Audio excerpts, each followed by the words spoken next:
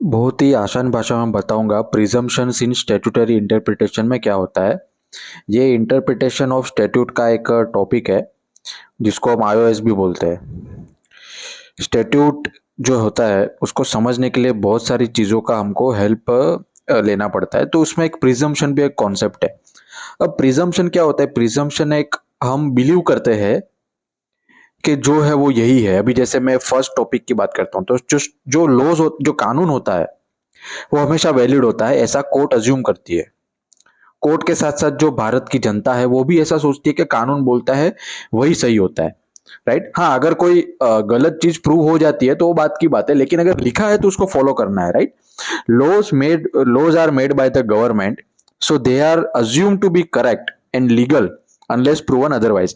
Government जो है वो कानून बनाती है, तो हमको उसको पूरा भरोसा करना पड़ेगा कि गवर्नमेंट ने जो कानून बनाया है वो सही ही होगा, उसमें कोई भी गलत नहीं हो सकता। हाँ, अगर कोई बाद में अगर कोई नया जजमेंट आ जाता है, लैंडमार्क, तो वो अलग बात है, लेकिन जो लिखा है वो सही लिखा है ऐसा अज्यूम करना पड़ता है। अभी जैसे नया ट्रैफिक रूल बन गया, तो अब लोगों को उस ट्रैफिक रूल को फॉलो करना ही पड़ेगा, भले वो थोड़ा तकलीफ होगा फॉलो करने में, लेकिन करना पड़ता है। हाँ, अगर वो इलीगल साबित हो गया तो अलग बात है, कोर्ट बोल देगी कि भाई ये लो बराबर नहीं है, तो वो अलग बात है। लेकिन जब तक कोई ऐसा एडवर्स ओपिनियन नहीं आता तो तब तक उस कानून को वैलिड ही माना जाता है। The person claiming the law is unconstitutional must prove it clearly. अगर अगर समझो कोई कानून बना है और मैं बोलता हूं कि ये कानून गलत है, तो मुझे ही वो साबित करना पड़ेगा कि ये कानून गलत क्यों है। मैं सिर्फ हवा में बात नहीं कर सकता।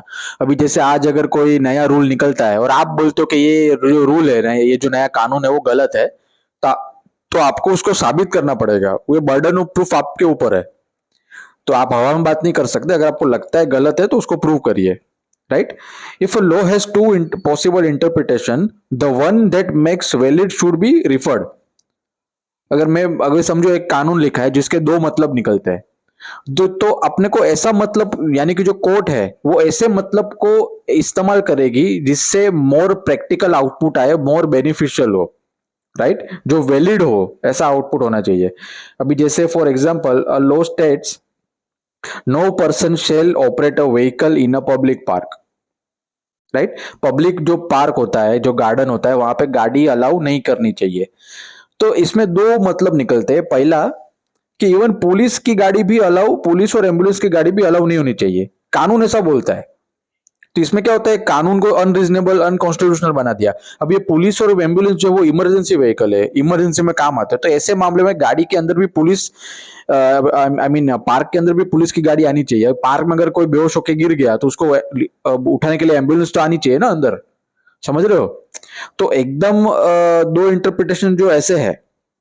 तो पहला इंटरप्रिटेशन ये बोलता है कि गाड़ी कोई भी नहीं आनी चाहिए, तो पुलिस भी अलाउ नहीं है, एम्बुलेंस भी अलाउ नहीं है। लेकिन दूसरा इंटरप्रिटेशन क्या बोलता है कि इमरजेंसी के टाइम पे पुलिस और एम्बुलेंस आ सकती है, तो हम लोग दूसरे वाले के साथ जाएंगे। अगर गार्डन में कोई को हार्ट अटैक आ गया और वो उसको हॉस्पिटल में जाने की जरूरत है, तो गाड़ी को अंदर ही बुलाना पड़ेगा ना, गार्डन के अंदर।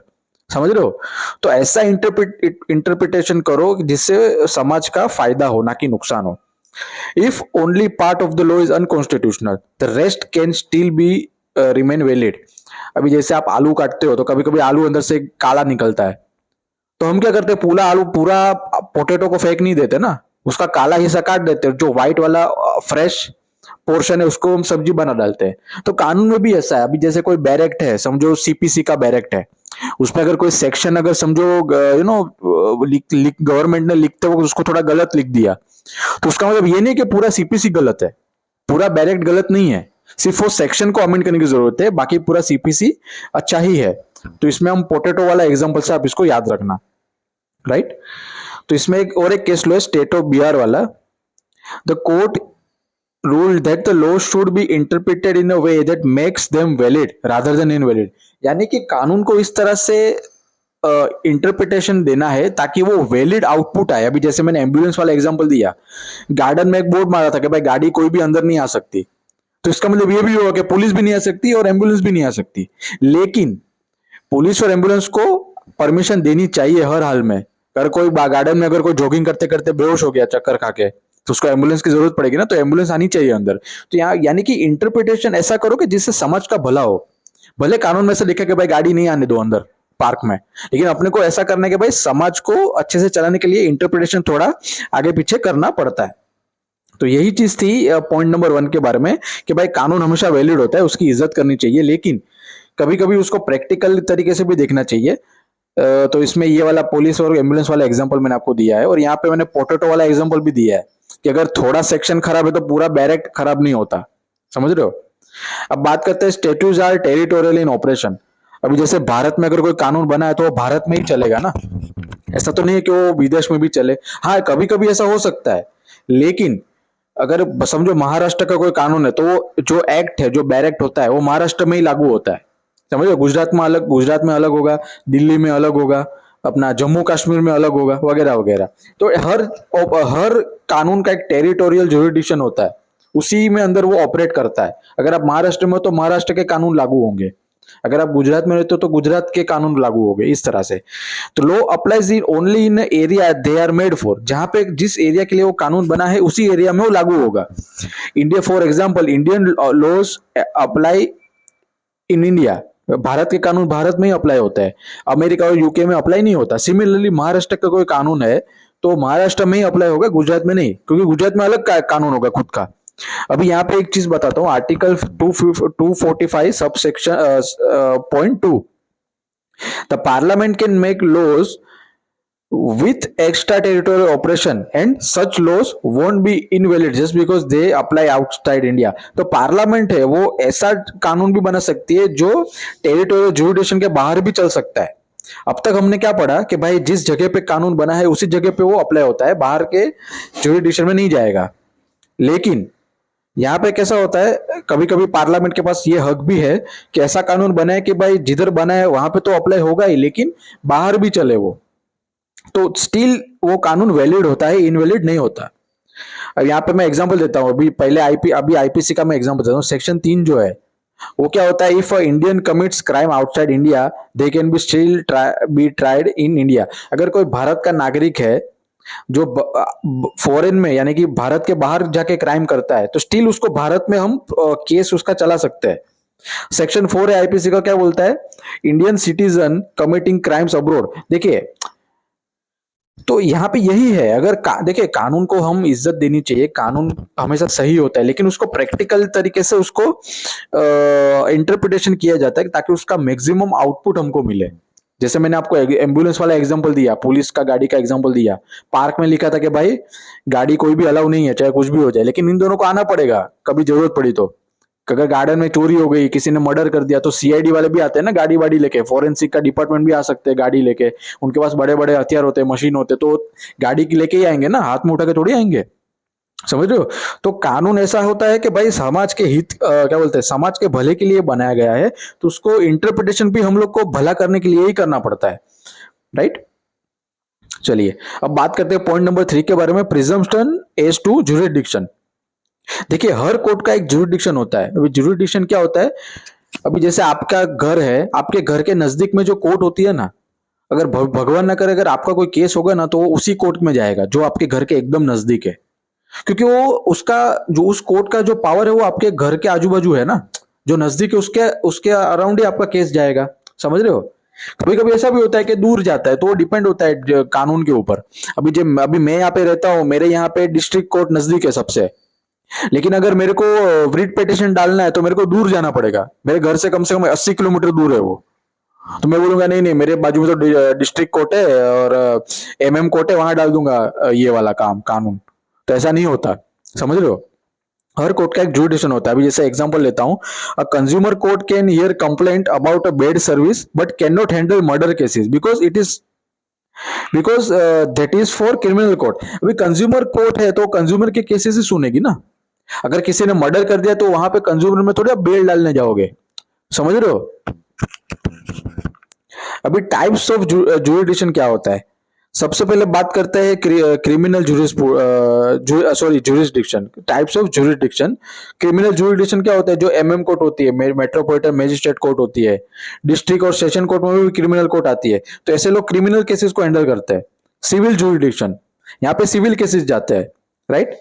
अभी बात करते हैं एक्सक्लूसिव जुरिडिक्शन, यहाँ पे जो एक्सक्लूसिव जो ओनली वन कोर्ट और tribunal has authority over cases. कुछ ऐसे केसेस होते हैं जो सिर्फ उसी कोर्ट में जाते हैं, बाकी पूरे एरिया में कहीं भी नहीं जाएगी, भले कितने भी कोर्ट हो। पेक्यूनरी जुरिडिक्शन, अभी जैसे अगर आपने कंज्यूमर केस में अगर आप काम करते हो, तो हर कोर्ट का अलग, डिस्ट्रिक्ट डिस्ट्रिक्ट कंज्यूमर कोर्ट, आपको आपको मैं आसान भाषा में बताता हूँ, डिस्ट्रिक्ट होता है, स्टेट होता है, नेशनल होता है। तो हर कोर्ट का एक अलग पेक्यूनियर जुरिडिक्शन है। अगर समझो डिस्ट्रिक्ट में 1 रुपया रखा है, अगर आपका केस 1 रुपए का है तो डिस्ट्रिक्ट में जाएगा, 50 रुपए का है तो स्टेट कंज्यूमर कोर्ट में जाएगा, नेशनल अगर 100 रुपए का केस है तो नेशनल कंज्यूमर कोर्ट में जाएगा। इस तरह से पैसे के ऊपर भी बाइफर्केशन हो गया, ये हो गया डिवीजन हो गया है कि भाई इतने रुपए का मैटर है तो डिस्ट्रिक्ट में जाएगा, इतना है तो स्टेट में, इससे ऊपर है तो अपना नेशनल में। टेरिटोरियल, जैसे मैंने आपको आपका घर वाला एग्जांपल दिखाया, आपके घर के बाजू में जो कोर्ट है वहीं पे आपका केस जाएगा भविष्य में, अगर भगवान अगर ऐसा जरूरत पड़े आपको, लेकिन मैं आपको एग्जाम के लिए बता रहा हूँ। ओरिजिनल जुरिडिक्शन जैसा हाई कोर्ट में होता है, यू नो। अपीलेट जुरिडिक्शन, जिसमें हम अपील करते हैं, जजमेंट आ गया है उसको हम चैलेंज करना है अपीलेट कोर्ट में, राइट। तो यही चीज है इसके बारे में। अब बात करते हैं presumption as to what is, देखिए ये भी काफी इंपॉर्टेंट है। तो कोर्ट क्या करती है, कोर्ट अज्यूम करती है कि जो कानून है वो प्रॉब्लम क्रिएट करने के लिए नहीं बना। The court assume that law do not intend to create problem.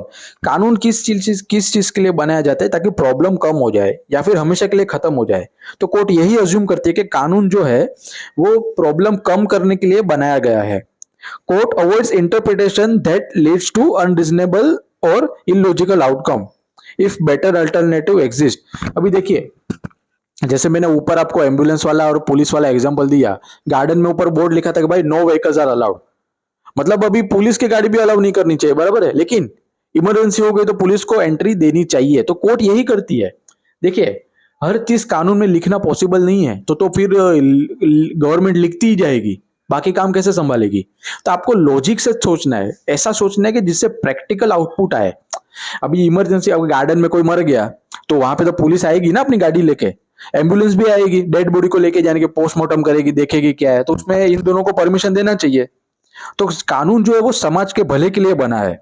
तो कोर्ट यही सोचती है कि कानून जो है वो भले की, समाज का भला हो उसके लिए बना है, ना कि उसका प्रॉब्लम बढ़ाने के लिए। अगर एम्बुलेंस को अंदर नहीं जाने दोगे तो बॉडी को बाहर कैसे लेके आओगे। अगर आप उठा के लेके आओगे 10-15 जन, तो हो सकता है सबूत मिट जाए, इसलिए पुलिस को अंदर आके फोटो बीटो खींचते हैं वो लोग, ताकि कोई सबूत आगे पीछे ना हो। समझ रहे हो बात। अब बात करते हैं if the literal meaning of the law. देखिए यहाँ पे क्या होता है, कोर्ट अपना इंटरप्रिटेशन खुद देती है। कभी कभी क्या होता है, अगर आप वर्ड टू वर्ड पढ़ोगे ना कानून को, तो ऐसा इलॉजिकल स्टेटमेंट माइंड में आता है कि वो प्रैक्टिकली पॉसिबल ही नहीं है। तो इससे जज क्या करते हैं, अपना लॉजिकल माइंड लगाते हैं, अपना जो ह्यूमन वाला जो दिमाग है वो लगाते हैं, और उसमें फिर फाइंड आउट करते हैं कि उसको कैसे केस में फिट किया जाए। अभी यहाँ पे और एक, अभी यहाँ पे देखिए, if a law could be interpreted in multiple way the more reasonable practical interpretation is preferred. जैसे वही बात हो गई, मैंने आपको एम्बुलेंस वाला एग्जांपल दिया, उसमें क्या लिखा था, गाड़ी अलाउ नहीं है पार्क में। तो पहला इंटरप्रिटेशन ये होता है कि पुलिस की गाड़ी भी अलाउ नहीं है, अगर कोई भी गाड़ी अलाउ नहीं है तो। दूसरा इंटरप्रिटेशन क्या बोलता है कि पुलिस और एम्बुलेंस की गाड़ी अलाउ है, नॉर्मल पब्लिक की गाड़ी अलाउ नहीं है। समझ रहे हो। तो यहाँ पे जो दूसरा वाला इंटरप्रिटेशन है वो काफी प्रैक्टिकल है। भविष्य में भगवान न करे अगर कोई गार्डन में चलते चलते मर गया और डेड बॉडी को एम्बुलेंस में डालनी है, और पुलिस को भी जगह का फोटो लेना पड़ेगा ना, किसी ने मर्डर किया तो चाकू का निशान रहेगा, उसका फोटो लेना पड़ेगा, पुलिस को उस जगह पे आना पड़ता है फिजिकली, गाड़ी वाड़ी लेके। समझ रहे हो, उसमें गाड़ी में सामान होता है, ग्लव्स होते हैं, जरूरत की चीजें होती है इन्वेस्टिगेशन करने के लिए। तो ऐसे में जो दूसरा वाला इंटरप्रिटेशन है, जो जो ये बोलता है कि पुलिस की गाड़ी आ सकती है, एम्बुलेंस भी आ सकती है, तो ये ज्यादा प्रैक्टिकल है। तो कोर्ट का काम है कानून को प्रैक्टिकली सोचना, प्रैक्टिकल आउटपुट आए और समाज का ज्यादा से ज्यादा फायदा हो, इस तरह से इंटरप्रिटेशन दे उस चीज को। अभी एग्जांपल है, if a law says doctor must treat patient immediately, it does not mean that it does not mean they should treat them without checking if they are alive. Court will interpret it sensibly.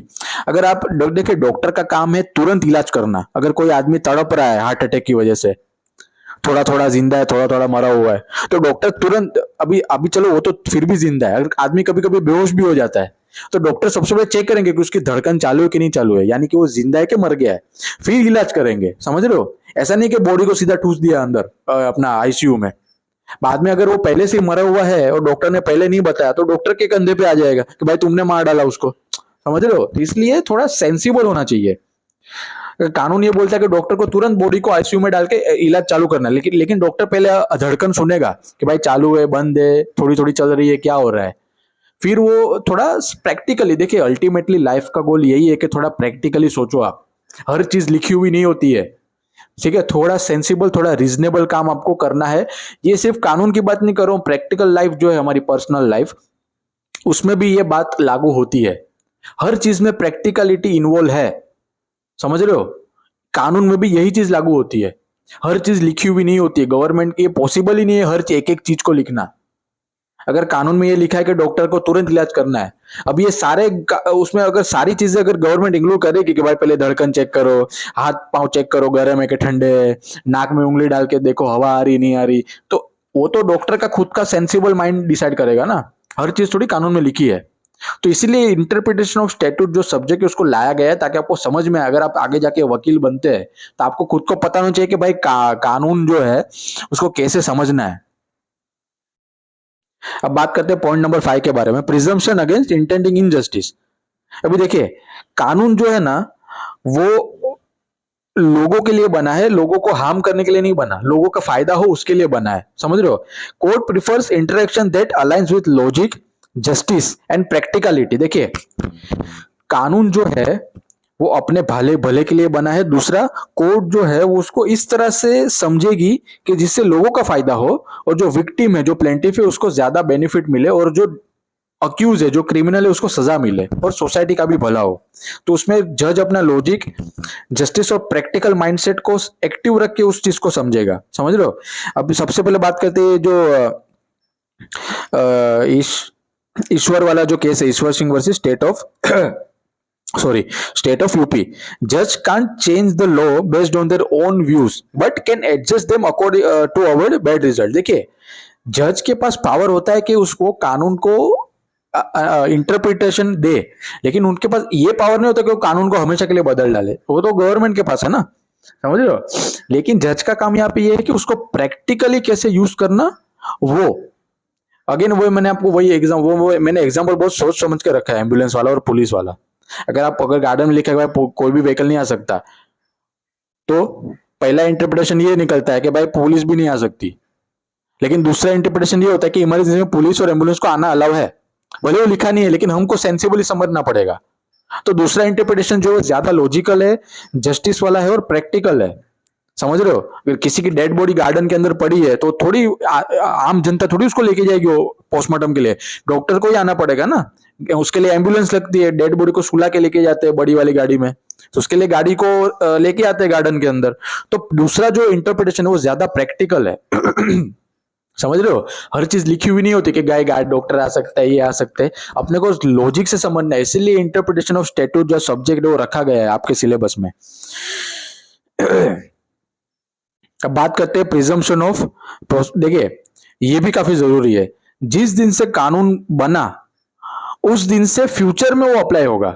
अभी जैसे आज फरवरी 2025 चल रहा है, आज अगर कोई कानून निकलता है तो आज से लागू होगा। इसके पहले जो भी जजमेंट आ गए उसमें वो लागू नहीं होगा, वरना ऐसे तो फिर केस खत्म ही नहीं होंगे, समझ रहे हो? अगर मैंने आप पे केस किया है, मैं ऑलरेडी जीत चुका हूं, और जीतने के बाद अगर कोई कानून बनता है तो उसका मतलब ये थोड़ी कि वापिस मेरे को लड़ना पड़ेगा केस। जजमेंट आ गया, खत्म हो गई बात। अब उस दिन से, जिस दिन नया कानून आया है, उस दिन से आगे वाले जो मैटर्स आएंगे उसमें नया कानून लागू होता है, समझ रहे हो? तो कानून हमेशा प्रेजेंट मूवमेंट से फ्यूचर में जाता है अप्लाई होने को, ना कि पास्ट में, समझ रहे हो? तो ये चीज है जो मैंने आपको बहुत आसान भाषा में बताई है। और भी आपको कोई सजेशन हो कोई टॉपिक में तो मुझे बताना। शुक्रिया।